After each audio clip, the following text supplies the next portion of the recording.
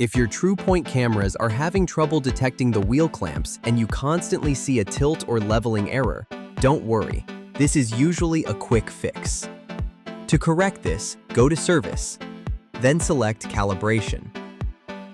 Here you'll see the available calibration options. Choose Level Calibration. This calibration is pretty simple. First, remove the brakes. Then, using a 19mm socket with an extension, you'll adjust the leveling point slowly until it touches the ground.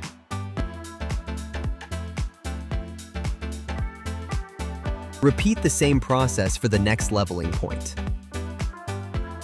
Once the leveling points are touching the ground, verify the level on the Tru-Point is centered.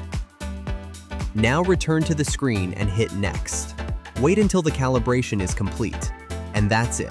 A proper level calibration keeps Tru-Point accurate, stable, and reliable. Thanks for watching. We'll see you in the next video.